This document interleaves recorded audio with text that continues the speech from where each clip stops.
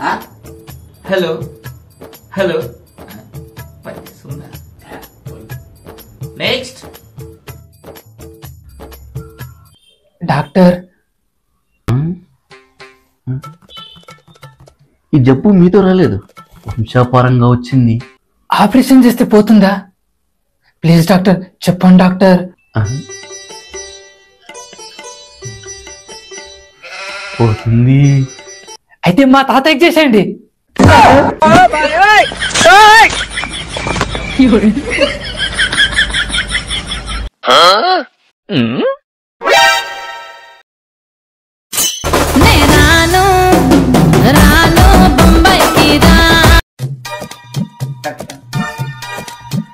నీ గురించి మా వాళ్ళు ఇప్పుడే చెప్పారు. ఏమని చెప్పారు డాక్టర్? కింద ఫీజు కట్టావు కదా, చెక్ బౌన్స్ అయ్యింది. మీరు న్యాయం చేసిన జబ్బు మళ్ళీ తిరిగి వచ్చింది.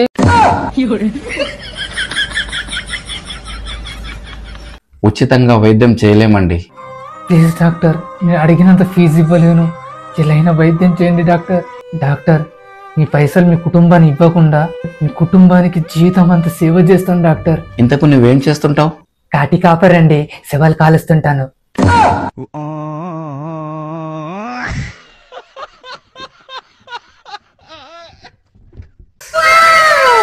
సార్, డాక్టర్ గారు ఉన్నారా? నిన్నటి నుంచి తలపోటుగా ఉంది. డాక్టర్ గారు ఉన్నారు, మీరు కూర్చోండి. ఓకే. ప్లీజ్ అండి డాక్టర్ త్వరగా పిలవండి, తలపోటుగా ఫుల్గా ఉంది. ఆగండి, రాత్రి నుంచి డాక్టర్ కి తలపోటుగా ఉంది, వాళ్ళ అమ్మ దిష్టి తీస్తుంది, ఒక 10 నిమిషాలు ఆగిరండి.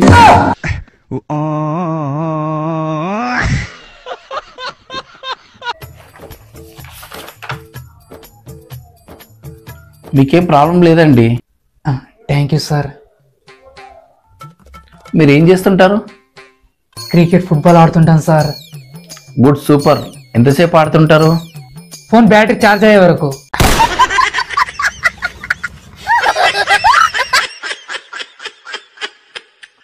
ఏంటి విషయాలు ఇలా వచ్చావు? కొత్త పెళ్ళైంది సార్, వీధి చివర ఉంటున్నా. ఈ ఊర్లో 3 నిద్రలు చేయాలట. మంచిది, నీకేం కావాలి? నాకేమైనా నిద్ర మాత్రాలు రాసేయండి.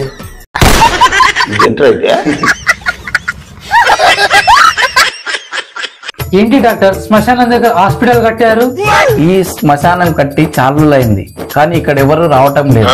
ఎందుకని? హాస్పిటల్ ఇక్కడ కట్టమని నన్ను బ్రతిమలాడారు.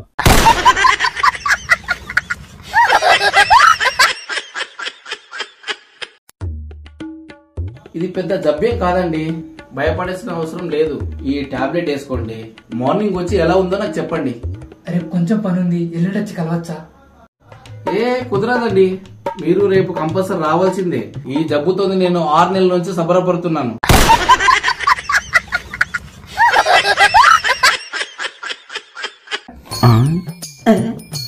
అన్ని ఏబిసిలు ఉన్నాయేంటి? A B C D.